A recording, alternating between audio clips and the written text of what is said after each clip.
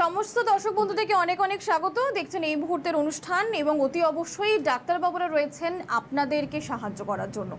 আমরা এখন প্রত্যেক দিন টিভি খুললেই বা আমরা এখন প্রত্যেক দিন হাতে মোবাইল নিলেই বা নিউজ পেপার আসলেই সবার আগে যেদিকে আমাদের চোখ যাচ্ছে সেটা হচ্ছে এই মুহূর্তে দেশে কোভিড সংক্রমণের হার কী, এবং সেখানে কিন্তু সত্যি একটা স্বস্তির খবর রয়েছে। টানা 2 সপ্তাহ পর 3.5 লক্ষের নিচে কমেছে কোভিড আক্রান্তের হার। একদমই গত 24 ঘন্টায় সারা দেশে কোভিডে আক্রান্ত হয়েছেন 3,29,942 জন। এর আগে লাস্ট 27 তারিখ মানে 27শে এপ্রিল এর আগে 3.5 লক্ষর কমে ছিল সংক্রমণ। এটা কিন্তু সত্যি একটা স্বস্তির জায়গা, এবং এই স্বস্তির জায়গাটা তৈরি হয়েছে মহারাষ্ট্র এবং দিল্লি, যে দুটি স্টেট নিয়ে সবথেকে বেশি চিন্তায় ছিলাম আমরা। সেই দুটি স্টেটে সংক্রমণের হার কিন্তু কমেছে। তার পাশাপাশি মাথায় রাখতে হবে যে পশ্চিমবঙ্গেও দৈনিক সংক্রমণের হার গত 24 ঘন্টায় 19,000-এর কাছাকাছি ঘোরাফেরা করেছে। এটা যদি এই ধারাটাই যদি এগিয়ে নিয়ে যাওয়া যায় তাহলে কিন্তু সত্যিই রয়েছে অনেকটাই সুখবর। তাই অযথা আতঙ্কিত না হয়ে আমরা সবসময় সঠিক তথ্যটা আপনাদের সামনে তুলে ধরার চেষ্টা করব, সঠিকভাবে নিজেদেরকে আপনারাও সুরক্ষিত রাখবেন। সেই জন্যই আমাদের এই বিশেষ অনুষ্ঠান, যেখানে আজকে আমাদের সঙ্গে রয়েছেন এমডি মেডিসিন ডক্টর অরিন্দম বিশ্বাস। ডাক্তারবাবু, আপনাকে অনেক স্বাগত জানাবো।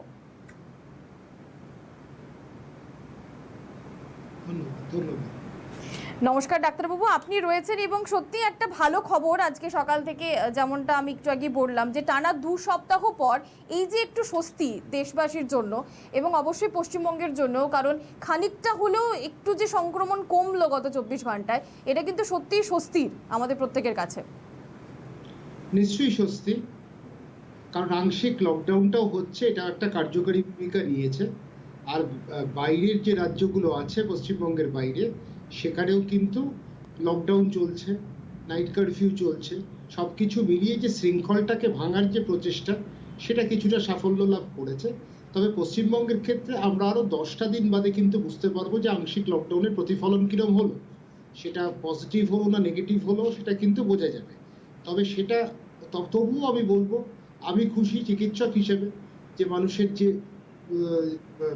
কম সংক্রমিত হচ্ছে মানুষ, কিন্তু একই সাথে সংক্রমিতর যে সংখ্যাটা, সেটা নিয়ে আমি একটু চিন্তায়, কারণ অনেকেরই হাসপাতাল প্রয়োজন হয়ে পড়ছে, সেখানে তারা ভর্তি হতে পারছে না, আর অক্সিজেনের একটা সমস্যা তো রয়েছে। একেবারেই ডাক্তারবাবু, মানে হাসপাতালের বেডের সংকট একটা বড় ব্যাপার বটেই, তার পাশাপাশি অক্সিজেনের অপ্রতুলতা। যদিও আমরা যেমনটা শুনেছি যে ইতিমধ্যে অনেকগুলি জায়গাতেই হাসপাতালের শয্যা বৃদ্ধি করা হয়েওছে অনেকগুলি ক্ষেত্রে। বহু হাসপাতাল কর্তৃপক্ষ তারা এগিয়ে এসেছেন, কেউ 50টা কেউ 100টা করে শয্যা বাড়াচ্ছেন। সেফ হোম তৈরি হচ্ছে নতুন অনেকগুলি, এবং এগুলো খুবই আশাব্যঞ্জক। এবং যেমনটা আমরা শুনেছি সরকারের পক্ষ থেকেও বলা হয়েছে ডাক্তারবাবু যে আগামী 1 সপ্তাহের মধ্যে বেশ কতগুলি সরকারি হাসপাতালে অক্সিজেন প্লান্ট বসানো হচ্ছে। এটা কিন্তু খুব ভালো একটা উদ্যোগ, যাতে অক্সিজেনের অভাবে কারুর মৃত্যু না হয়। কারণ আজকে খুব মর্মান্তিক একটি ঘটনা আমরা তিরুপতিতে শুনেছি, মানে তিরুপতির একটি হাসপাতালে সেখানে মাত্র 5 মিনিট অক্সিজেন ছিল না এবং 11 জন রোগীর তাদের মৃত্যু হয়েছে। খুবই মর্মান্তিক ঘটনা। তো যাতে সেই ধরনের কোনো ঘটনার সাক্ষী আমাদেরকে হতে না হয়, তার জন্য তো যথোপযুক্ত ব্যবস্থা নেওয়া হচ্ছেই। একদম আমি আপনার কাছ থেকে জানতে চাইবো যে সমস্ত মানুষরা, প্রত্যেকে তো এখনো একটা বেডের সংকট যেহেতু রয়েছে, সবাই বেড পাচ্ছেন না, তো কোন ক্ষেত্রে আমাদেরকে অতি অবশ্যই হাসপাতালে দ্বারস্থ হতে হবে এবং কোন কোন ক্ষেত্রে আমরা আক্রান্ত হলেও বাড়িতেই নিজেদেরকে সেফ রাখতে পারবো সেলফ আইসোলেশনে গিয়ে? দেখুন, একটা কথা হচ্ছে সামান্য কাশি হচ্ছে, ঠিক আছে, সামান্য একটু অল্প দিনে কাশি, অল্প জ্বর, এরপরেই যদি এরকম পরিস্থিতি হয়, জ্বরটা বাড়ছে, জ্বরটা থামছে না, আপনি প্যারাসিটামল দিচ্ছেন, থামলো না, কাশিটা প্রতিনিয়ত হচ্ছে, কফ উঠছে, তার সাথে হচ্ছে শ্বাসকষ্ট হচ্ছে কিনা, এরপরে আপনি স্যাচুরেশনটা দেখুন, স্যাচুরেশনটা 92 নিচে নামছে কিনা, এবং সেটা দেখুন যে 92 থেকে আর বাড়ছে কিনা। যদি নামতে থাকে খালি, তাহলে হাসপাতালে স্থানান্তরিত করাটাই ভালো। 2 নম্বর, আপনি যেটা করতে পারবেন, আপনি রোগীকে শুয়ে দিন, শুয়ে পেটে কতবার ওপর নিচ হয় সেটা দেখুন, 1 মিনিট গুনুন, 24-এর ওপর হলেই তখন কিন্তু চিকিৎসকের পরামর্শ নিয়ে হাসপাতালে স্থানান্তরিত করুন, নয়তো বাড়িতে অক্সিজেন। এই জায়গাগুলো আপনি, এই ছোটখাটো জিনিস যেগুলো আমরা উপেক্ষা করতে পারি না, কিন্তু আবার খুব সহজেই দেখা যায় সেই যদি আমরা একটু সযত্নে একটু খেয়াল করি তাহলে আমার মনে হয় কোনো অসুবিধা হওয়ার কথা নয়। আমরা ঠিক জায়গায় পেশেন্টকে পৌঁছে দেবো। তবে একটাই অনুরোধ, এখন একটু হাঁচি কাশি জ্বর হলে কিন্তু ডাক্তারের পরামর্শ নিয়ে নিন। দ্রুত চিকিৎসা, দ্রুত চিহ্নিতকরণ যদি রোগটার হয় আমরা কিন্তু বেঁচে যাব। কিন্তু যাদের মৃত্যু হচ্ছে, একটা হচ্ছে আনুষঙ্গিক রোগ, 2 নম্বর বয়স, 3 নম্বর হচ্ছে বিলম্ব। এই বিলম্ব হয়ে যাওয়াতে কিন্তু যদি 48 ঘন্টাও দেরি হয় সেটাও কিন্তু অনেকটা গুরুত্বপূর্ণ সময়, সেটা কিন্তু নষ্ট হয়ে যাচ্ছে। আমরা বেসিক ট্রিটমেন্ট, সোজাসুজি একটা অল্প চিকিৎসাও যদি আমরা প্রথমে করতে পারি তাহলে কিন্তু আমরা একজন পেশেন্টকে কিন্তু জীবনহানি থেকে বাঁচাতে পারবো। অবশ্যই ডাক্তারবাবু, আমাদের সঙ্গে ফোনে রয়েছেন একজন, দেখি তার কি প্রশ্ন। নমস্কার, কে রয়েছেন? হ্যালো। হ্যাঁ নমস্কার, বলুন। হ্যাঁ ম্যাডাম, আমার এই 19 দিন হয়েছে করোনা হয়েছে। আমি আইসোলেশনে ছিলাম ঘরে 20 দিন আজকে। আচ্ছা কিন্তু আমার এখন মাথায় যন্ত্রণা হচ্ছে আর নাক বন্ধ হয়ে যায়, মাঝে মাঝে জ্বরও আসে। আচ্ছা, আপনি কোথা থেকে ফোন করছেন? আমি গড়িয়া থেকে। গড়িয়া থেকে ফোন করছেন। 20 দিন ধরে আপনি রয়েছেন সেলফ আইসোলেশনে, আপনার মাথা যন্ত্রণা এবং এখনো জ্বর আসছে? হ্যাঁ, মাঝে মাঝে জ্বর আসছে সকাল বিকালে। আমি ওর জন্য আবার ডাক্তারবাবুকে ফোন করেছিলাম। উনি আমার বললেন যে প্যারাসিটামল 650 খেতে, যখনই জ্বর আসবে এটা খেতে।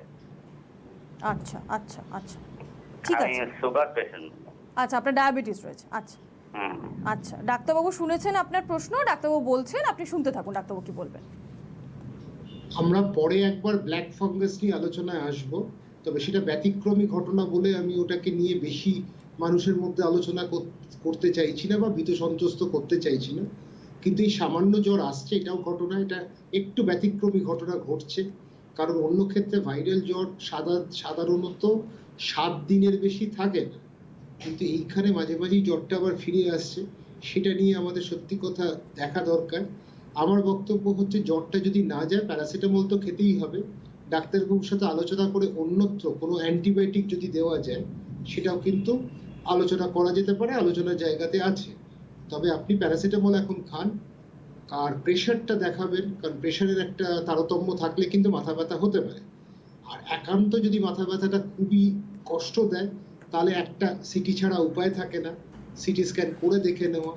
কারণ সিটি থোরাক্স নিশ্চয়ই আপনার হয়েছে, আর যদি সিটি ব্রেন করে দেখে নেওয়া যায় কিছু আছে কিনা। আচ্ছা, ডাক্তারবাবু যেটা বললেন সেটা আপনি ফলো করুন। অতি অবশ্যই আপনার ডাক্তারবাবুর সাথে আপনাকে কনসাল্ট করতে হবে, সেই কনসালটেশনটা চলতে থাকুক। প্রয়োজন যদি পড়ে তাহলে অ্যান্টিবায়োটিক দেওয়া যেতে পারে, যেমনটা ডাক্তারবাবু বললেন আপনার প্রয়োজন পড়তে পারে। কারণ 7 দিন পরে আর জ্বর আসার কথা নয়, কেন আসছে সেটা জানা খুব জরুরি। এবং বাকি যে পরামর্শগুলো ডাক্তারবাবু দিয়েছেন সেগুলো আপনি ফলো করার চেষ্টা করুন। ডাক্তারবাবু আপনার কাছে আমি একবার যাব, যেরকম অনেকেই সেলফ আইসোলেশনে থাকছেন এবং সেক্ষেত্রে তাদের কিন্তু একটা বড় সড়ো উদ্বেগের জায়গা তৈরি হচ্ছে, যদি কোনো রকমভাবে শ্বাসকষ্ট হয় এবং যদি আমাদের অক্সিজেনের প্রয়োজন পড়ে সেক্ষেত্রে আমরা কি করতে পারবো। কারণ আমরা দেখেছি অনেক ক্ষেত্রে কিন্তু ডাক্তারবাবু যারা কোভিডে আক্রান্ত হচ্ছেন বা হচ্ছেন নাও, তারা কিন্তু একটা সাংঘাতিক মানসিক উদ্বেগের মধ্যে রয়েছেন। দেখুন, একটা কথা, মানসিক উদ্বেগটা হওয়াটা স্বাভাবিক। যখন কাগজে কলমে জায়গায় জায়গায় মানুষের মৃত্যু, সামাজিক মাধ্যমে এক একজনের ছবি বার করে দিচ্ছেন, এই মৃত্যু এ চলে গেল, তখন মানুষের মধ্যে একটা ভয়ের সৃষ্টি হয়, এটা নিয়ে কোনো সন্দেহ নেই। কিন্তু নিরানন্দের মধ্যে আমাদেরকে আনন্দটা বার করে আনতে হবে। আমাদেরকে চিন্তা ভাবনা থেকে একটু দূরে সরিয়ে রাখতে হবে, যে চিন্তা ভাবনা না, বাস্তববাদী হয়ে কিভাবে আমি মোকাবিলা করব। কারণ আমি মনে করছি যিনি ফোন করছেন তিনিও আমার সহযোদ্ধা, আপনিও আমার সহযোদ্ধা, সবাই কিন্তু এই করোনার বিরুদ্ধে লড়ছেন, সবাই কিন্তু যোদ্ধা। এই যুদ্ধে আমরা যখন অবতীর্ণ হয়েছি আমাদেরকে মনকে স্বাভাবিক রাখতে হবে, শক্ত রাখতে হবে। শক্ত যদি রাখতে পারি, আমরা মনে করব সামান্য উপসর্গ হলে চিকিৎসকের সাথে যোগাযোগ যদি আমরা করি, আমরা কিন্তু মৃত্যু থেকে বেঁচে আসবো, ফিরে আসবো, বা জীবনহানি আমাদের হবে না। আর একটা পরিসংখ্যা দিয়ে বোঝাই, সেটা হচ্ছে যে 80% কিন্তু মাইল্ড কেস, 10% যাদের অক্সিজেন লাগে, বা 17% আমি বলবো অক্সিজেন লাগছে, আর 3% আইটিইউ লাগছে। এটা ভারতবর্ষের হিসেব অনুযায়ী। আমরা যদি চিকিৎসাটা তাড়াতাড়ি করতে পারি, এই প্রক্রিয়া যদি দ্রুত শুরু হয়, তাহলে কিন্তু এই 17% মধ্যে আমরা প্রায় অর্ধেক শতাংশ নামিয়ে নিতে পারবো যে মাইল্ড সিমটমসে। আমরা কিন্তু জোরালো যে ভাবটা সেটা কিন্তু কমিয়ে দিতে পারবো, গতিটা কিন্তু কিছুটা কমিয়ে দিতে পারবো। সেই জন্যই সবাইকে অনুরোধ যে পরীক্ষাটা নির্বিশেষে করাবেন, নির্দ্বিধায় করাবেন, যাতে যত পরীক্ষা করাতে পারবো রোগটা জানতে পারবো, ওষুধও তাড়াতাড়ি শুরু হবে, আপনার সিমটমস কিন্তু মাইল্ডই থাকবে, মাইল্ড থেকে সিভিয়ার হয়ে যাবে না বা মডারেট হবে না। একদম ডাক্তারবাবু, মানে এটাই সব থেকে গুরুত্বপূর্ণ যেটা আপনি বললেন, যে 20% মানে যে 17%-এর কথা বলা হচ্ছে সেটাকে যদি আমরা আরও কমিয়ে আনতে পারি তাহলে কিন্তু এত বেডের সংকট বা অক্সিজেনের সংকট এটা আর বড় হয়ে দেখা দেবে না, কারণ আমরা শুরুতেই আটকে দিতে পারবো সমস্যাটাকে এবং আমরা কিন্তু অনেক দ্রুত সুস্থতার পথে যাব। যেখানে 80% মানুষ এমনিতেই সুস্থ হচ্ছেন কারণ তাদের সিমটম একেবারেই মাইল্ড, আমরা সেটা প্রত্যেক দিনই দেখছি। যেরকম আক্রান্তের সংখ্যাটা আমাদের মাথায় ঘুরছে, তার পাশাপাশি কত সংখ্যক মানুষ সুস্থ হলেন সেই সংখ্যাটাও প্রত্যেকে একটু দেখুন। এতে কিন্তু অনেক বেশি পজিটিভিটি আপনাদের মধ্যে আসবে। আপনারা নিশ্চিন্ত হবেন যে হ্যাঁ, এত মানুষ যখন সেরে উঠছেন তখন আমরাও সেরে উঠতে পারবো। তবে এরপরের যেটা প্রশ্ন থাকবে সেটা হচ্ছে যে এই সময়ে খাওয়া দাওয়া, নিজেদের যত্ন, সেটা আমরা কিভাবে করব? আমরা খাওয়া দাওয়ার বিশেষভাবে নজর দিতে হবে। শাক সবজি ফল যা আমরা বাড়ির খাবার খাচ্ছি সুস্বাদু নয়, পুষ্টি মাত্রা যেখানে খুব ভালো আছে, পুষ্টির গুণ যেখানে ভালো আছে, সেই খাবারগুলো যদি আমরা আপন করে নিতে পারি তাহলে কিন্তু আমাদের প্রতিরোধ করার যে ক্ষমতা সেটাও কিন্তু বৃদ্ধি পাবে এবং আমাদের যে দুর্বলতা হচ্ছে সেইগুলোও কিন্তু আমরা অনেকটা চলে যাবে কম সময়ের মধ্যে। সেই জায়গাটাতেই অসুবিধা হয়। তো দুর্বলতা কাটিয়ে ওঠাটা সহজ হয়ে যায় যদি খাদ্যের উপর আমরা একটু নজর দিই। আমরা দোকানে দোকানে ভিটামিনের জন্য লাইন দিচ্ছি, এটা কোনো প্রয়োজন পড়ে না যদি একটু খাবারের উপর নজর দিই এবং সেটা বাড়ির খাবারটা খাই। আমাদের সঙ্গে ফোনে একজন রয়েছেন ডাক্তারবাবু, দেখি তার কি প্রশ্ন। হ্যালো। হ্যালো। হ্যাঁ নমস্কার, বলুন। হ্যাঁ, আমি বর্ধমান থেকে বলছি। বলছি আমার ভ্যাকসিনের ব্যাপারে কিছু জানার ছিল। আমার বাবা মাকে ভ্যাকসিন দেওয়া হয়েছিল প্রাইভেট হসপিটাল থেকেই। তো তারপরে যখন সেকেন্ড ডোজের জন্য আমরা কন্ট্যাক্ট করি তো ওরা বলে আমাদের কাছে কোনো ইনফরমেশন নেই, তো নেক্সট উইক আপনারা কন্ট্যাক্ট করুন। তো এখনো বুঝে পাচ্ছি না আমরা কি প্রাইভেটে পাবো বাবা মায়ের জন্য সেকেন্ড ডোজ কোভ্যাক্সিনের, মানে কোভিশিল্ডের আই মিন সেকেন্ড ডোজ পাবো, না সেই সরকারিতে গিয়ে আমাদের আবার লাইন দিতে হবে, সেটা কিছুই বুঝে উঠতে পারছি না, সেই জন্যই ফোন করা আর কি। আচ্ছা, আপনি আপনার বাবা মায়ের ভ্যাকসিনের প্রথম ডোজ কতদিন আগে হয়েছিল? ভ্যাকসিনের প্রথম ডোজ যেদিন হয়েছিল সেটা হচ্ছে 6 আপনার এপ্রিল। তো 6 এপ্রিল অনুযায়ী ওরা 18 মে বলেছে। হ্যাঁ, মে 18 বলেছে। তো তার আগে কন্ট্যাক্ট করতে বলেছে, তো কন্ট্যাক্ট করছি, কোনো অ্যানসার তো পাচ্ছি না এখন।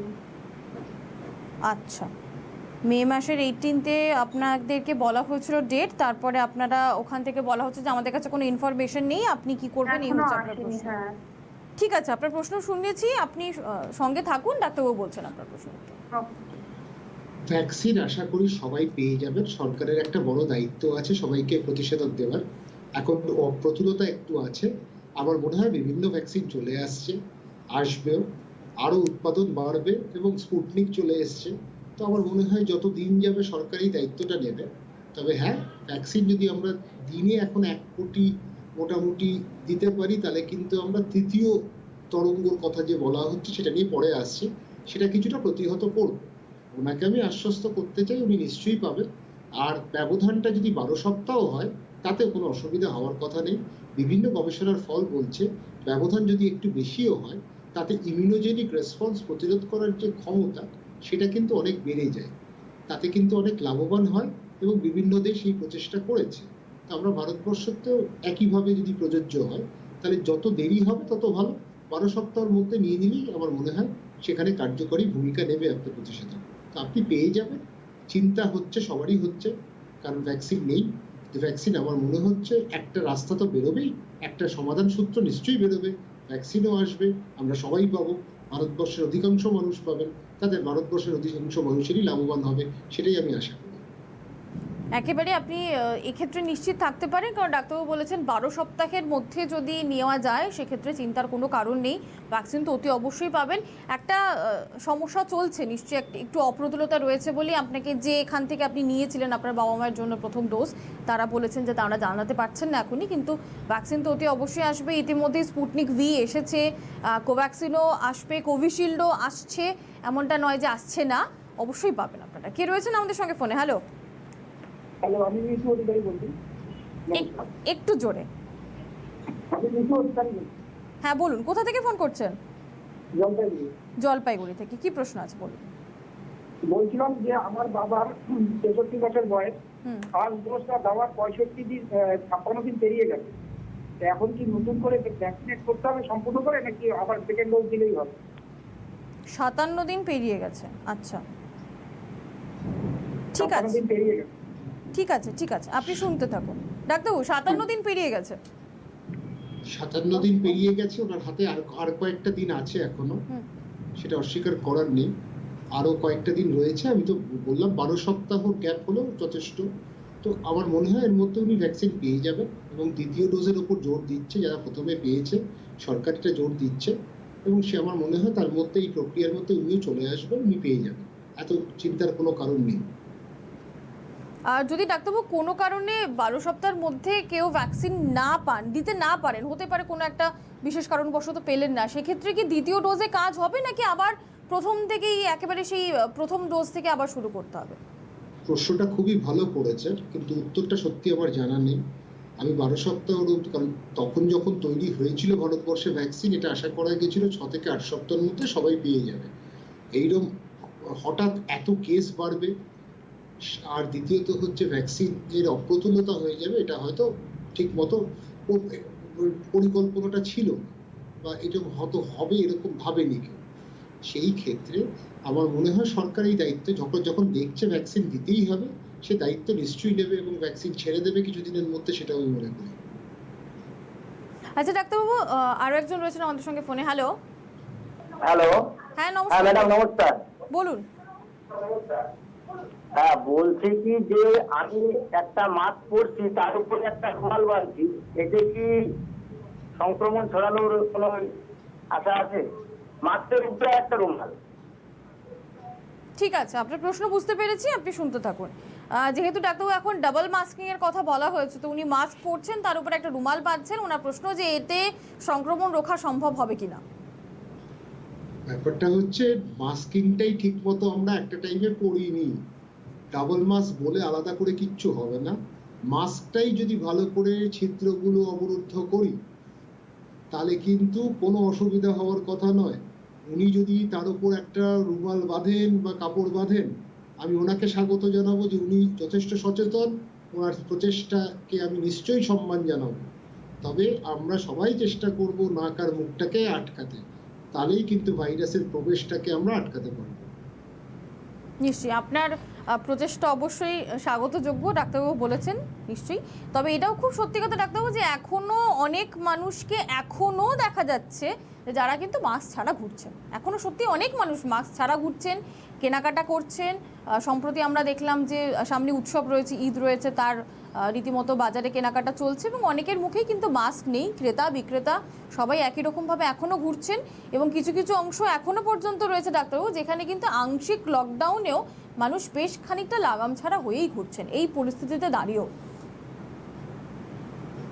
মানে আপনি আংশিক লকডাউনের কথা বলছেন, আমি তো যখন লকডাউন চলছিল তখন আমি অনেক জায়গায় রিয়াল মাদ্রিদ বার্সেলোনার খেলা দেখেছি, এত উদীয়মান ফুটবলার আমি তখন চোখে পড়েনি। তো সেই ক্ষেত্রে আপনি যখন পূর্ণাঙ্গ লকডাউনই মানেনি, তো আংশিক লকডাউন মানছে না, এটা স্বাভাবিক। কিন্তু এই স্বাভাবিককে প্রশাসনকে কঠোর হতে হবে। প্রশাসন যদি কঠোর ব্যবস্থা নেয় তাহলে নিশ্চয়ই হবে। এবং যারা মাস্ক না পরে ঘুরছেন অবলীলায়, আমি তাদের অনুরোধ করব প্রশাসন নিয়ে গিয়ে তাদের কোভিড ওয়ার্ডে একটু ডিউটি করা। পেশেন্টের তো স্যালাইনটুকু একটু চালাতে পারবে, মানে স্যালাইন চালাতে না পারলেও দেখতে তো পারবে, একটু পেশেন্টকে এদিক ওদিক তো শোয়াতে পারবে, উপর হয়ে শোয়াতে পারবে, তাদেরকে এই দায়িত্বটা দিয়ে দেওয়া হোক। 3-4 দিন দায়িত্বটা নিলে আমার মনে হয় তারা বুঝবে যে কোভিড কি। এটা দেখার পর তারা আবার মাস্কে ফিরে আসবে, এক লাফে ফিরবে। তো এই যে যারা করছেন না এই শ্রেণীর বিরুদ্ধে কঠোর ব্যবস্থা নেওয়া উচিত। ফোনে কে রয়েছেন আমাদের সঙ্গে? হ্যালো। হ্যালো, হ্যাঁ নমস্কার। নমস্কার, বলুন। আমি ত্রিপুরা থেকে বলছি। বলুন, কি প্রশ্ন আছে? আচ্ছা, আমার বয়স হলো 49 প্লাস, ঠিক হ্যাঁ। আছে। আমার পায়ে একটা ঘাও ছিল, ওইটার থেকে অপারেশন হয়েছে। হ্যাঁ, তো সেটা এখনো ভালোভাবে সারেনি। আমি কি ভ্যাকসিন নিতে পারবো? কতদিন আগে অপারেশন হয়েছে আপনার? অপারেশন হয়েছে আমার 26শে জানুয়ারি। 26শে জানুয়ারি অপারেশন হয়েছে, এখনো আপনার ক্ষতটা সারেনি? না, এখনো পুরোপুরি সারেনি। আপনার কি ডায়াবেটিস আছে? হ্যাঁ, ডায়াবেটিস আছে। আচ্ছা, ঠিক আচ্ছা, আছে। সেটা আরেকটা প্রশ্ন আছে পাশাপাশি, আমার মিসেসের শ্বাসকষ্ট এবং অ্যালার্জির প্রেশার, সে কি ভ্যাকসিন নিতে পারবে? আচ্ছা, ঠিক আছে, ঠিক আছে। আপনি শুনতে থাকুন ডাক্তারবাবু কি বলছেন। ডাক্তারবাবু, হ্যাঁ, প্রথম কথা ওনার শর্করার মাত্রাটা নিয়ন্ত্রণ করা দরকার তাড়াতাড়ি। যদি সেখানে ইনসুলিন লাগে নিশ্চয়ই ইনসুলিন দিয়ে করুন, কারণ এটা খুব ভালো খবর নয় আপনার ঘা এতদিন ধরে শুকোয়নি। ঠিক মতো ডাক্তারবাবুর সাথে আলোচনা করে একটা রাস্তা বার করতেই হবে, সমাধান সূত্র বার করতেই হবে। আর ভ্যাকসিন আপনি নিশ্চয়ই নিতে পারবেন, তাতে আপনার অসুবিধা নেই। আর অ্যালার্জি হলে ভ্যাকসিনে অ্যালার্জি হবে এর কোনো মানে নেই। তো সেই ক্ষেত্রে ভ্যাকসিন নেওয়ার পর বোঝা যাবে। তো আপনি নিশ্চয়ই ভ্যাকসিন নেবেন, তারপরে যদি অ্যালার্জি হয় তার জন্য ওষুধ আছে, সে ব্যবস্থা করা যাবে, কোনো রকম অসুবিধা হওয়ার কথা নয়। আপনি এবং আপনার স্ত্রী দুজনেই ভ্যাকসিন নিতে পারবেন, কোনো রকম সমস্যা নেই। তবে অতি অবশ্যই আপনার পায়ের যে ক্ষত, যে জন্য আপনার অপারেশন করা হয়েছিল, সেটা 26শে জানুয়ারি অপারেশনের পর আপনার মে মাসের 11 তারিখ পর্যন্ত শুকায়নি, এটা একেবারেই ভালো খবর নয়। ডাক্তারবাবুর সাথে আলোচনা করুন, এই বিষয়টাতে আপনাদের জোর দেওয়া দরকার। কে রয়েছেন আমাদের সঙ্গে? হ্যালো। হ্যালো, হ্যাঁ, নমস্কার, দুর্গাপুর থেকে বলছি। বলুন। হ্যাঁ, বলছি আমার ডাক্তারবাবুর সাজেশন খুব ভালো লাগে। আমি সবসময় দেখি উনি কখন সাজেশন দিচ্ছেন, সেটা আমি সবসময় মানে ওনাকে আমার খুবই ভালো লাগে। আমার হাজবেন্ডের আজকে 3-4 দিন হলো জ্বর এসছে। তা আমি জ্বর এসে প্যারাসিটামল আর একটা অ্যান্টিবায়োটিক ওষুধ খাইয়েছি। তা আজকে কোনো জ্বর নেই, মানে 100 নিচে জ্বর। তা আমি কি করবো ডাক্তারবাবুকে একটু জিজ্ঞাসা করতে চাই। আপনি কি টেস্ট করিয়েছিলেন না টেস্ট করাননি? না, আমি টেস্ট করাইনি। টেস্ট করাননি? অবস্থা টেস্ট করাবার মতন কোনো।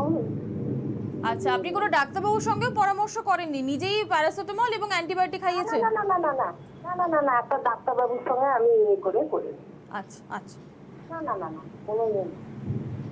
টেস্টের ধন্যবাদ ওনাকে, উনি আমার অনুষ্ঠান শোনেন। তবে আমার সাজেশন, উনি এক্ষুনি ব্যবস্থা নিন, কালকেই পরীক্ষা করান, যেখানে হবে পরীক্ষা করান। পরীক্ষার রিপোর্ট আসতেও 3 দিন লেগে যাচ্ছে। আর ওষুধ যা যা ডাক্তারবাবু দিয়েছেন শুরু করে দিন, কারণ আমার বক্তব্য বিলম্ব করা যাবে না। 5 দিন ধরে জ্বরে ভুগছে, আপনার প্রথম দিন জ্বরে এই পরীক্ষা করিয়ে নেওয়া উচিত ছিল, এতদিনের রিপোর্টটাও এসে যেত। তো সেইখানে আপনি এই জায়গাটা ঠিক হয়নি। তো আপনি পরীক্ষাটা করান, তারকেই করান, আর ওষুধ শুরু করে দিন ডাক্তারবাবু কথা মতন। একেবারেই দেরি করাবেন না, পরীক্ষা করিয়ে নিন। এটাও ডাক্তারবাবু আমার একটা প্রশ্ন, কারণ অনেকের মধ্যে যেরকম আপনি বলছেন যে পূর্ণাঙ্গ লকডাউনে অনেকে লকডাউন মানেননি, মাস্ক ছাড়া ঘুরে বেড়াচ্ছেন, আংশিকে তো বটেই। এটা আর একটা সাংঘাতিক ব্যাপার, বহু ক্ষেত্রে আমরা কিন্তু চেষ্টা করেও মানুষকে সচেতন করতে পারছি না। আপনি বলেছেন সামান্য সর্দি কাশি হাঁচি হলেও ডাক্তারবাবু পরামর্শ নিতে, মানুষ জ্বর আসছেন কিন্তু সেই ব্যাপারটা অনেক ক্ষেত্রে তারা গোপন করছেন, না হলেও নিজেরা কিছু ওষুধপত্র খাচ্ছেন। ডাক্তার দেখানো বা টেস্ট করানোতে কিন্তু একটা অদ্ভুত অনীহা, এই বিষয়টা কিন্তু লক্ষ্য করছি আমরা ডাক্তারবাবু। একটা কথা আপনাকে আমি বলি, গত বছরের তুলনায় এবার কিন্তু মানুষ আগ্রহ দেখিয়ে পরীক্ষা করিয়েছেন। এটা কিন্তু একটা ঘটনা, এটা কিন্তু একটা ইতিবাচক ফল এবার হয়েছে। কিন্তু তবুও এক শ্রেণীর মানুষ তারা চায় না পরীক্ষাটা করাতে, সেটাও আমি মানি। কিন্তু সেটা করলে হবে না। চিকিৎসক যিনি আছেন তাকেও জোর করতে হবে, পরিবারের যারা লোকজন আছে তাকেও জোর করতে হবে, আগ্রহটা দেখাতে হবে। আবার আমি বলছি, 20% যে খারাপ হচ্ছে, সেটা আমরা যদি প্রথম দিন পরীক্ষা করে পরীক্ষার 2 দিনের মধ্যে 2 দিনতে রিপোর্টটা মানতে পারছি না, আমি সরকারকে বলবো এক্ষুনি চাপ দিতে 12 ঘন্টার মধ্যে রিপোর্টগুলো বার করে দেওয়া উচিত। যত তাড়াতাড়ি রিপোর্টগুলো বার করে দিতে পারবে তত দ্রুত চিহ্নিতকরণ হবে। তাতে কিন্তু রোগটাকে 20%টাকে আমরা সিভিয়ারিটিটাকে 10% আমি আনতে পারবো, এবং সব ডাক্তারদের আশা করি এই পরামর্শ হবে, কারণ এখন পরিস্থিতি অন্যরকম, জটিল থেকে জটিলতর যাতে না হয় সে ব্যবস্থা করতে হবে। তো সেই জায়গাটাতেই মাঝে মাঝে অসুবিধা হচ্ছে, খামতিয়া থাকছে কিছু জায়গায়। তো আমার বক্তব্য হচ্ছে মানুষকে জোর করতেই হবে, বলতেই হবে পরীক্ষা আগে, তারপর আমার চেম্বারে এসো, যেটা আমি পরিষ্কার বলে দিয়েছি। নিশ্চয়ই কোভিড রোগী দেখবো, স্টেথো দিয়ে দেখবো, কাছে গিয়ে দেখবো, কিন্তু আমার পরীক্ষার ফলটা চাই। আমাদের সঙ্গে ফোনে রয়েছেন একজন, কে রয়েছে? নমস্কার। হ্যালো, হ্যাঁ নমস্কার, বলুন। হ্যাঁ বলছি আমার 60 বছর বয়স, আমার প্রথম ডোজটা নেওয়া হয়নি, আর আমার হাই প্রেশার আছে। তো আমি কি মানে প্রথম ডোজটা পাবো? আপনি কোথা থেকে ফোন করছেন? আমি দুর্গাপুর থেকে। দুর্গাপুর থেকে ফোন করছেন। আপনি কি নাম রেজিস্টার করিয়েছেন? হ্যাঁ, আপনি ডোজ নেওয়ার জন্য নাম রেজিস্টার করিয়েছেন? না, নাম রেজিস্টার আপনি করাননি। আপনার 60 বছর বয়স, আপনি ডোজ নিতে পারবেন কিভাবে? ঠিক আছে, আপনি শুনতে থাকুন, আপনি ফোনটা রেখে শুনতে থাকুন। ডাক্তারবাবু নাম রেজিস্টারও করাননি এখনো? উনি করিয়ে নিন, উনি দেরি করছেন কেন? কেন, কি অসুবিধা আছে? উনি নাম করিলেই হবে, পাবেন সবাই। আমি তো বলছি সবাই পাবেন। ভারতবর্ষ সরকারের সবার দায়িত্ব, সে কেন্দ্র হোক রাজ্য হোক, সবার দায়িত্ব আছে। কেউ চাইছে না মানুষ মারা যাক, কেউ চাইছে না এরকম অবস্থা দেখতে। সবাই চাইছে মানুষ সমমহিমায় রাস্তায় ফিরুক, স্বাভাবিক জীবনে ফিরুক। কেউ চাইছে না, কোনো সরকার চাইবে না মানুষের মৃত্যু হোক, সে কেন্দ্র হোক রাজ্য হোক। তো সেই ক্ষেত্রে সবাই ভ্যাকসিন পাবেন, কিন্তু আপনাদেরও আগ্রহ দেখাতে হবে ম্যাডাম। আপনাকেও তাড়াতাড়ি রেজিস্ট্রেশনটা করুন, নিশ্চয়ই পাবেন। কিছুদিন হয়তো অপেক্ষা করতে হবে। অবশ্যই আপনি রেজিস্টার ইমিডিয়েটলি করিয়ে নিন। আপনার নাম রেজিস্ট্রেশন করাতে হবে, কারণ এখন নাম রেজিস্ট্রেশন না করালে সরাসরি হাসপাতালে গেলে ভ্যাকসিন পাবেন না। তো আগে থেকে নাম রেজিস্ট্রেশন করিয়ে নিন, অতি অবশ্যই আপনি ভ্যাকসিন পাবেন। আপনার হাই প্রেশার রয়েছে, এটা কোনো সমস্যা না, কারণ হাই প্রেশার থাকলেও আপনি স্বচ্ছন্দে ভ্যাকসিন নিতে পারেন, কোনো তাতে সমস্যা হওয়ার জায়গা নেই। ডাক্তারবাবু এবার একটা প্রশ্ন করব, কারণ এর আগের ফেজে মানে ফার্স্ট ওয়েভে যেটা আমরা দেখিনি, সেকেন্ড ওয়েভে কিন্তু সেটা হচ্ছে, শিশুরাও আক্রান্ত হচ্ছেন বেশ কিছু ক্ষেত্রে, এবং এরকম অনেকগুলি কেস আমাদের সামনে এসেছে যেখানে শিশুরা আক্রান্ত হচ্ছেন, এবং তাদের জন্য তো এখনো পর্যন্ত কোথাও কোনো ভ্যাকসিনের ট্রায়ালও হয়নি। তো শিশুদের কি ক্ষেত্রে সুরক্ষিত রাখার কি উপায়? শিশুদের ক্ষেত্রে 5 বছরের নিচে আপনি মাস্ক দিতে পারবেন না। যখন বাড়িতে আছে, যারা পরিষেবা দিচ্ছেন, বাবা মা অন্যরা যদি কেউ থাকেন, তারা কিন্তু পরিচ্ছন্নতাটা বজায় রাখুন, শিশুদেরকে শেখান, শিশুরা নিশ্চয়ই শিখবে। কিন্তু একটা অসুবিধা যেটা হয়নি এখনো পর্যন্ত, শিশুর মৃত্যু হার বেশি নয়, আক্রান্ত হয়েছে হয়তো কিছুটা, কারণ এর একটা কারণ আছে, একটা রিসেপ্টরের এক্সপ্রেশনটা অনেক কম, সেই কারণে তাদের যে প্রদাহটা অনেক কম, এই একটা কারণ। আর দ্বিতীয়ত হচ্ছে শিশুদের বেশি হয়েছে কিন্তু 18 বছরের ওপর, কারণ তারা এক জায়গা থেকে আরেক জায়গায় ঘুরে বেরিয়েছে, কেউ চাকরিতে গেছে, তো চাকরির সুবাদে সেখানে নানান জায়গায় গেছে, রোগটাকে নিয়ে এসছে। তো তারা ওই পরিস্থিতি তাদের বাধ্য করেছে, নিজেরা আনতে চায়নি তারা। সব মিলিয়ে শিশুদের ক্ষেত্রে ঠিক আছে, আলাদা করে রাখলেই হলো, পরিচ্ছন্নতাটা বজায় রাখলেই হলো। আমার মনে হয় না বেশি চিন্তার কিছু কারণ আছে। আর 5 বছরের নিচে কি শিশুদেরকে মাস্ক পরানো যাবে না ডাক্তারবাবু? এইটা তো আমি শিশুরোগ বিশেষজ্ঞ নই, কিন্তু শিশুরোগ বিশেষজ্ঞদের সাথে আমি কথা বলে এটাই দেখেছি, 5 বছরের নিচে কিন্তু মাস্কটা দেয় না কেউ। আচ্ছা আচ্ছা, ফোনে কে রয়েছেন আমাদের সঙ্গে? হ্যালো। হ্যালো। হ্যাঁ নমস্কার, বলুন। হ্যাঁ, আমি মধুসূদন কুন্ডু বলছি। কোথা থেকে? পুরুলিয়া থেকে। বলুন। আমার বয়স হচ্ছে 73। হ্যাঁ। আমি আমার মিসেস 65। আমরা দুজনেই 23 মার্চ ফার্স্ট ডোজটা নিয়েছি পুরুলিয়া হাসপাতালে। তারপর আমরা দুজনেই করোনা এফেক্টেড হয়েছিলাম, যার ফলে আমরা সেকেন্ড ডোজটা ঠিক টাইমে 23 এপ্রিল নিতে পারিনি। আমাদের অনেক দিন হয়ে গেল, আমরা কি এখন সেকেন্ড ডোজটা নেব? আর আমাদের জাস্ট এক মাস মানে পুরো হয়নি এই করোনা এফেক্টেড থেকে, আমরা এখন রিকভার করেছি। আচ্ছা, কতদিন আগে আপনার করোনার রিপোর্ট নেগেটিভ এসেছে? নেগেটিভ এসেছে আপনার আজ থেকে প্রায় 20 দিন হয়ে গেল।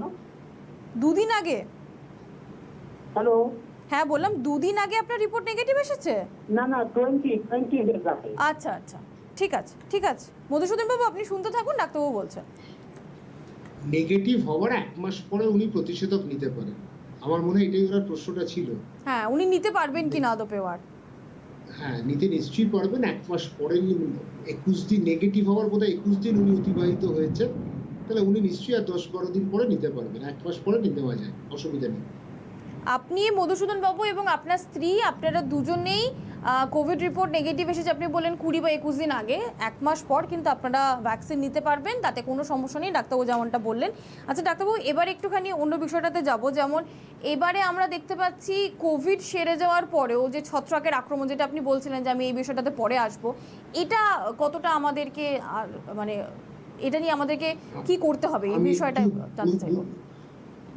এটা কিন্তু অতি অল্প সংখ্যক মানুষের হয়েছে, কিছু মানুষের নিশ্চয়ই হয়েছে সেরে ওঠার পর। এই সম্বন্ধে একটু বলে দিই, এটাকে ব্ল্যাক ফাঙ্গাস কেন বলে?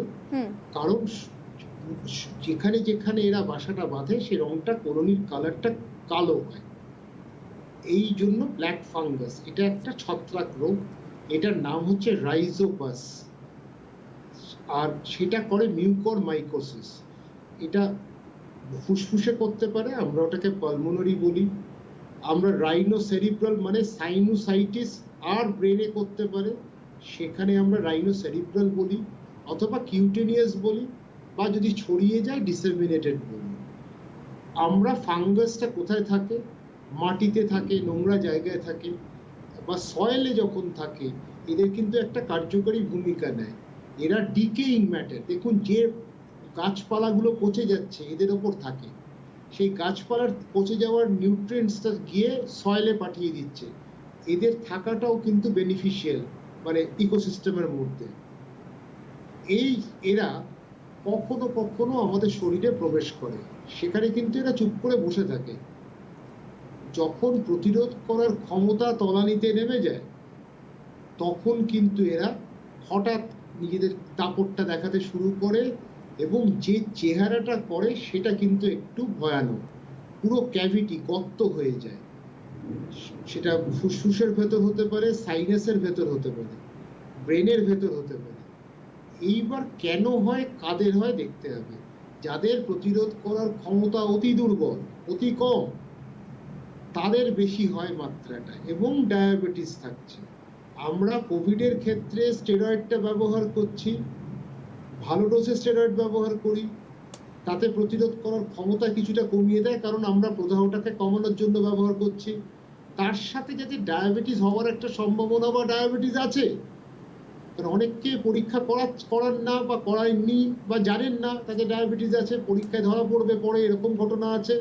তাদের ক্ষেত্রে যখনই স্টেরয়েডটা ব্যবহার করছি শর্করার মাত্রা বাড়ছে, এই ফাঙ্গাস তখন শরীরে ঢুকে পড়ে এই প্রচন্ডভাবে তাদের দাপটটা দেখায়।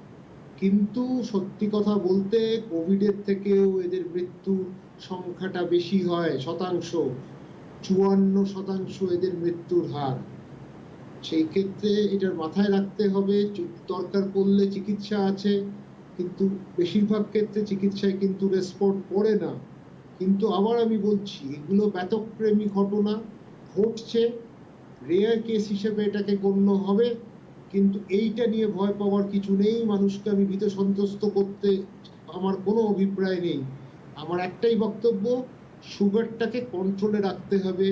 দরকার পড়লে পেশেন্ট যাদের ইনসুলিনে অনীহা আছে, আপনাদের ইনসুলিন নিতে হবে, যদি স্টেরয়েড নিচ্ছেন বাড়িতে দরকার পড়লে নিতে হবে, মাত্রাটাকে টাইট রাখতে হবে। একেবারেই, মানে রক্তে শর্করার মাত্রাকে নিয়ন্ত্রণে রাখতেই হবে, তার পাশাপাশি কোভিডের চিকিৎসা যেটা চলছে সেটা তো চলবেই।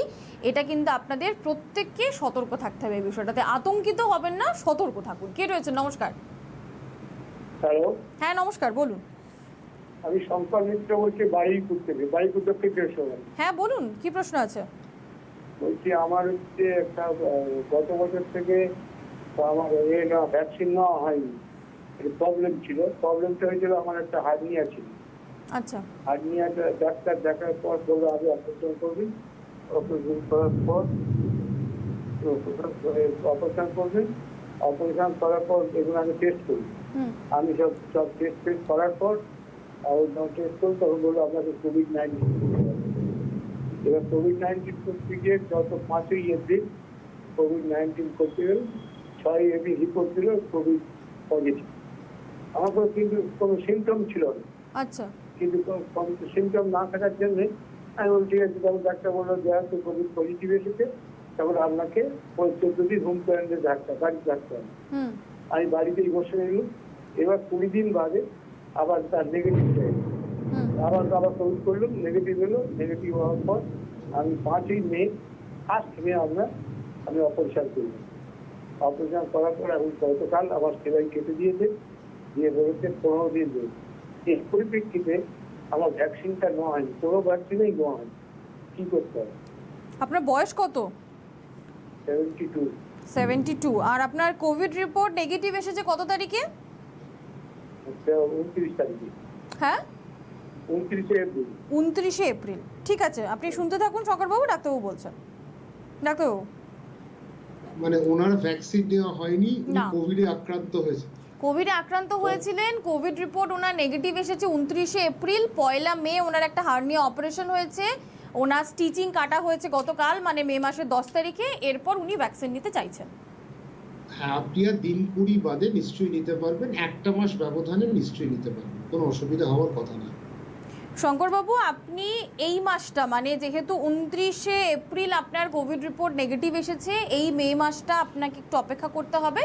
তারপর 30 দিন পেরিয়ে গেলে আপনি ভ্যাকসিন নিতে পারবেন। যে কাজটা আপনাকে করতে হবে, ইতিমধ্যেই কিন্তু আপনি আপনার নামটা ভ্যাকসিনের জন্য রেজিস্ট্রেশন করিয়ে রাখবেন, তাহলে অতি অবশ্যই আপনি ভ্যাকসিন নিতে পারবেন। ডাক্তারবাবু, এবার একটুখানি থার্ড ওয়েভের কথাও জানতে চাইবো, কারণ আমাদের অনেকের মাথার মধ্যে তো এটা ঘুরছে যে সেকেন্ড ওয়েভের ধাক্কা সামলাতে গিয়ে আমাদের এই অবস্থা। আবার যদি তৃতীয় ওয়েভ আসে, সে না জানি আরও কি ভয়ঙ্কর হবে, আর কি কি নতুন উপসর্গ নিয়ে আসবে। এক সুনামি আমাদের পাগল করে ছেড়ে দিয়েছিল, আমফান করে দিয়েছিল কোভিড। এইবার হচ্ছে নতুন ওয়েভ, তৃতীয় ওয়েভ। দ্বিতীয় ওয়েভে আমরা টালমাটাল, এবার আবার তৃতীয়। না, আর আমরা চাইছি না তৃতীয় ওয়েভ। আমাদের তৃতীয় ওয়েভটা সত্যি কথা আসতে পারে। দেখুন, একটা কথা কেদারায় বসে অনেক কিছু অনেকে বলে ফেলছে, এই হতে পারে, এই ভয়ঙ্কর। কিন্তু আজকে যারা শুনছেন তাদেরকে আমি, আপনি, সিটিভিএন কেউ চাইছি না কাউকে ভীত সন্ত্রস্ত করতে। একদম চাইছি না। সবাইকে আশ্বস্ত করতে চাই অবশ্যই যে আমাদের বাঁচতে হবে, এর মধ্যে থেকে আমাদের ভালো থাকতে হবে। আর তৃতীয় ওয়েভকে প্রতিহত করার একটাই কিন্তু রাস্তা, সেটা হচ্ছে যদি আমরা দিনে 1 থেকে 2 কোটি প্রতিষেধক দিতে পারি, সেটা যদি 60% মানুষকে পৌঁছে যায় ভারতবর্ষে, আমরা কিন্তু তৃতীয় ঢেউকে, তৃতীয় তরঙ্গকে কিন্তু অনেকটা প্রতিহত করতে পারবো। আর এখন পর্যন্ত বলা হয়তো সহজ তৃতীয় ঢেউ আসছে, কারণ দ্বিতীয় আছে, তৃতীয় আসবে, পরে চতুর্থ তো আসবে না। ওই জন্য মানুষ অনেক ছবি টবি এঁকে অনেক কিছু ভাবছে। কিন্তু আমি এই সংখ্যায় যেতে রাজি নই, এটা রাজনৈতিক বিশ্লেষকরা করুক। কিন্তু আমার বক্তব্য ডাক্তার হিসেবে মানুষকে সাহস যোগানো আমার কাজ। আপনারাও যেরকম সাহস প্রতি মুহূর্তে মানুষকে যোগাচ্ছেন, সেই সাহস যোগাবো যে আমাদের এটা আটকাতে হবে। কিন্তু অনুরোধ, স্বাস্থ্যবিধি আর 3-4 মাস আপনারা মেনে চলুন। যতদিন না আমরা বলছি কোভিড মুক্ত হয়ে গেছি আমরা, মাস্ক, পরিচ্ছন্নতা, দূরত্ব, অযথা জনসমাগম, জনসমক্ষে আমাদের যাওয়ার কোনো দরকার নেই। বাসেও আমি সরকারের কাছে অনুরোধ, বাস বাড়িয়ে দিন, লোক সংখ্যা বাসে যেন কমে যায়। ট্রেন তো বন্ধ, লোক সংখ্যা যেন কম, লোক অফিসে অনেককেই যেতে হচ্ছে, কিন্তু তাদের যদি কম সংখ্যায় তারা বাসে ওঠেন। অটোতেও বলবো 4-এর জায়গায় 2জনকে করে দিন, কারণ তাদেরকেও আজকে সত্যি কথা পেট চালাতে হবে, তাদের উপার্জন করতে হবে সংসার চালানোর জন্য। যারা অটোতে আছেন, রিক্সাতে আছেন, সবার ক্ষেত্রে ভিড়টা যেন কমে যায়।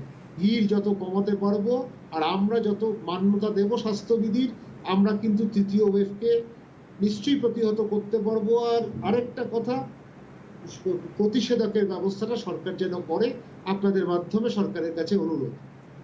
নিশ্চয়ই প্রতিষেধকের তো সব থেকে বেশি গুরুত্ব দিতেই হবে, এবং আমাদের এটা আশা যে, যেমন ডাক্তারবাবু আপনিও বললেন, যে নিশ্চয়ই সরকার প্রত্যেকের জন্য প্রতিষেধকের ব্যবস্থা করবে। ইতিমধ্যেই স্পুটনিক ভিও এসে গেছে, আমরা নিশ্চয়ই আরও কোভ্যাক্সিন এবং কোভিশিল্ডও পেয়ে যাব। প্রত্যেকে নিশ্চয়ই টিকা পাবেন, এবং দৈনিক 1 কোটি টিকাকরণ করাটা সত্যিই খুব গুরুত্বপূর্ণ। কারণ মানে কেন্দ্রের যে অ্যাপ, সেই অ্যাপ জানাচ্ছে পশ্চিমবঙ্গের কিন্তু মাত্র 3.3% এত মানুষকে কিন্তু 2টি ডোজের টিকা দেওয়া গেছে।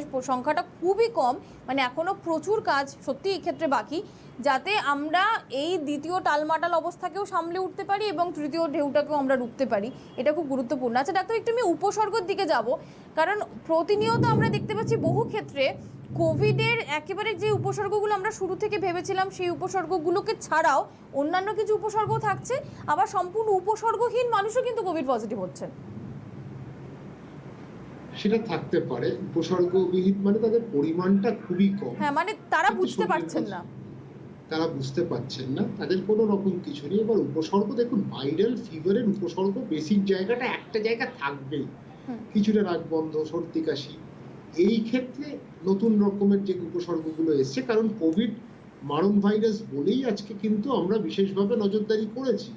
সেই ক্ষেত্রে না ঘ্রাণ শক্তি চলে যাওয়া, স্বাদ চলে যাওয়া, ডায়রিয়া হওয়া, কখনো র্যাশ, সব মিলিয়ে মিশিয়ে এই বিশেষভাবে নজরদারি করে দিয়েছি বলে আজকে কোভিড নিয়ে এত আলোচনা আমরা করছি। কারণ কোভিড মারণ ভাইরাস, আমরা অন্য ভাইরাসের ক্ষেত্রে এতটা জোর দিইনি, কারণ তারা মৃত্যু ঘটায়নি, মৃত্যুর কারণ হয়ে দাঁড়ায়নি। তো এই জন্য কোভিডের এই উপসর্গ একটা দিক আছে, আবার আরেকটা দিক হচ্ছে কারোর উপসর্গ নেই কিন্তু তারা বয়ে বেড়াচ্ছে এবং তারা কিন্তু ছড়িয়েও বেড়াচ্ছে। তো কিন্তু তাদের শরীরে ভাইরাসের পরিমাণটা কম, কিন্তু চিকিৎসা তাদেরকে হয়তো মিনিমাম চিকিৎসা দিলেই হবে। তো যেটাই হোক, আমাদের চিকিৎসা সবাইকেই করাতে হবে, কারণ ভাইরাসটাকে শরীর থেকে নির্মূল করানো দরকার। আমাদের সঙ্গে ফোনে কে রয়েছেন? হ্যালো। হ্যালো। হ্যাঁ নমস্কার, বলুন। হ্যাঁ নমস্কার, বলছি। বলুন। আমার মেয়ে 17 এপ্রিল ডোজ নেন, 23 তারিখ আমার মেয়ের জ্বর আসে, তারপর 28 তারিখ মেয়েকে পরীক্ষা করেন, 30 তারিখ পজিটিভ রিপোর্ট আসে, করোনা পজিটিভ রিপোর্ট আসে। তারপর ডক্টরের সাথে কনসাল্ট করে ওষুধ টষুধ খেয়ে মোটামুটি আর মানে জ্বরটা আস্তে আস্তে ঠিক হয়ে যায়। এখন বর্তমানে কোনো উপসর্গ নেই, কিন্তু আমরা আরেকবার সেকেন্ড টাইম পরীক্ষা করালাম, সেক্ষেত্রে রিপোর্ট কিন্তু আবার পজিটিভ আছে। তা এখন কি আমাদের সঙ্গে কি এখনো কি হোম আইসোলেশনে থাকতে হবে? আচ্ছা, আপনি দ্বিতীয়বার কবে পরীক্ষা করিয়েছেন? দ্বিতীয়বার ওই মোটামুটি 13 দিনের মাথায় আবার করিয়েছি। আপনার তারিখটা মনে আছে কতদিন আগে করিয়েছিলেন? হ্যাঁ, তারিখটা আমার মনে আছে 9 তারিখ। মানে আপনি মে মাসের 9 তারিখে দ্বিতীয়বার পরীক্ষা করিয়েছেন? হ্যাঁ। ও রিপোর্ট পজিটিভ এসেছে? হ্যাঁ। আচ্ছা আচ্ছা, 22 ছিল 26 হয়েছে। আচ্ছা আচ্ছা আচ্ছা, আরটিপিসিআরই করিয়েছিলেন তো? 22 ছিল 26 হয়েছে। এখন কিন্তু কোনো উপসর্গ নেই। আচ্ছা, এখনো হোম আইসোলেশনে থাকতে হবে না, আমাদের সঙ্গে থাকতে পারবে? আচ্ছা ঠিক আছে ডাক্তারবাবু বলুন। ওনার বারবার পজিটিভ রিপোর্ট আসছে, তাই তো? দ্বিতীয়বারও রিপোর্ট পজিটিভ এসেছে, দুবারই উনি আরটিপিসিআর করিয়েছেন, দ্বিতীয়বারও রিপোর্ট পজিটিভ এসেছে। এটা নিয়ে আমরা অনেকবার আলোচনা করেছি যে মৃত ভাইরাস যদি থাকে শরীরে, তার যে অংশটা আরটিপিসিআর আলাদা করে পৃথকীকরণ করতে পারে না, যেন পজিটিভ রিপোর্ট হিসেবে দেখায়। ওনার হয়তো শরীরে মৃত ভাইরাস পড়ে আছে, তার কিছু অংশ পড়ে আছে, সেটাই আরটিপিসিআর ধরেছে। আমি যে জন্য ওনাকে জিজ্ঞেস করলাম যে উনি আরটিপিসিআর করিয়েছিলেন কিনা। হ্যাঁ, কিন্তু 17 দিন পরে এই জন্যই গাইডলাইন্স বলে দিচ্ছে 17 দিন পরে আর পরীক্ষার দরকার নেই। আপনি যদি সেরে গেছেন, আপনার জ্বর নেই, আপনি সুস্থ হয়ে গেছেন। সুতরাং বারবার করে আপনার নিজেরই একটা নিরাশ হবেন। এর থেকে বড়, যদি আপনি করতেই চান একাডেমিক রিজনসে আরো বেশ কয়েক সপ্তাহ বাদে করুন, এই মুহূর্তে করিয়ে লাভ নেই, কারণ আপনার কিন্তু ভাইরাস শরীরে আর বেঁচে নেই। আর রিইনফেকশন সেটা খুব কম সংখ্যক মানুষের হয়েছে। রিইনফেকশন হলে উনি এরকম ভাবে আমাদের সাথে ফোনে কথা বলতেন না, আর ওনার কন্ডিশনটা খারাপ হতো। তো সেই ক্ষেত্রে বারবার আরটিপিসিআর অনেকেই 7 দিন 10 দিনের মধ্যে করছেন, কিছু কিছু অফিস জোর করছে কাউকে, কিন্তু পরিষ্কার কথা অফিস তারা বুঝতে পারছে না বিজ্ঞানটা, যে এটা ভিত্তি হচ্ছে যদি 17 দিন পরেও পজিটিভ হয়, মৃত ভাইরাসকে দেখাচ্ছে আরটিপিসিআর, ভাইরাস কিন্তু মৃত, কিন্তু সেটা দেখাবে পজিটিভ হিসেবে। অনেক ক্ষেত্রে অফিসের ক্ষেত্রে এই অসুবিধাটা হচ্ছে, এই আলোচনাটা করা দরকার যে তারা নেগেটিভ রিপোর্ট ছাড়া কাউকে ওষুধ দিতে, সে কি করে জানবে? আপনি কবে জানবেন? শরীরের প্রত্যেকটা অংশ কি দেখা সম্ভব যে ভাইরাস কোথায় অংশ ফেলে রেখেছে? সে কারণে 17 দিন যে সরকারি গাইডলাইন রয়েছে, সব অফিসকে মান্যতা দেওয়া উচিত। একদম তাই ডাক্তারবাবু, কারণ অনেক ক্ষেত্রে এমনটা হচ্ছে যে নেগেটিভ রিপোর্ট ছাড়া অফিস জয়েন করতে দিচ্ছে না এবং বারবার তারা আরটিপিসিআর টেস্ট করাচ্ছে, রিপোর্ট যদি পজিটিভ আসে সত্যি এটা সমস্যার জায়গা। কিন্তু 17 দিন পেরিয়ে গেলে, যদি 17 দিন পেরিয়ে যায় আপনি জ্বর মুক্ত, আপনার কোনো সমস্যা নেই, তার মানে আপনি করোনা মুক্ত। কে রয়েছেন আমাদের সঙ্গে? হ্যালো। হ্যালো, হ্যাঁ নমস্কার, বলুন। আচ্ছা, হ্যাঁ নমস্কার, আমি সত্যপুর থেকে বলছি। আমার নাম লতা গাঙ্গুলি। আমার হাজব্যান্ডের মানে জ্বর ট্রিটমেন্ট শুরু হয়ে গেছে 1 তারিখ থেকে, কিন্তু রিপোর্ট পজিটিভ, আমরা রিপোর্ট পেয়েছি 5 তারিখে। উনি এখন ভালো আছেন, খুবই ভালো আছেন, কিন্তু ওনার সেকেন্ড ভ্যাকসিনটা নেওয়ার কথা ছিল 24 তারিখ থেকে শুরু হয়েছিল। আমরা চেষ্টা করছিলাম দিতে পারিনি, তার মধ্যে জ্বরটা চলে এলো, আর হলো না। এখন তো উনি ভালো আছেন। আচ্ছা, সেকেন্ড ডোজটা উনি কবে নিতে পারবেন? আচ্ছা ঠিক আছে, আপনি ফোনটা রাখুন। এর আগেও ডাক্তারবাবু বলেছেন আপনার হাজবেন্ডের কোভিড রিপোর্ট নেগেটিভ আসার পর, মানে উনি পুরোপুরি করোনা মুক্ত হওয়ার 1 মাস পর উনি ভ্যাকসিন নিতে পারবেন। ডাক্তারবাবু ঠিক বলেছে তো? একদম একদম, সেরে ওঠার 1 মাস পরে উনি নিতে পারবেন নিশ্চিন্তে, বা নেগেটিভ রিপোর্ট যদি আসে তার 1 মাস পরে নিলে আরো ভালো হয়। রিপোর্ট নেগেটিভ আসুক আপনার হাজবেন্ডের, ঠিক তার 1 মাস পর ওনাকে আপনি ভ্যাকসিন দিতে পারবেন, নিশ্চিন্তে নিতে পারবেন। এখন কোনো তাড়াহুড়োর প্রয়োজন নেই, উনি সেরে উঠুন, এটাই এখন সবার আগে আমাদের নজরে রাখতে হবে।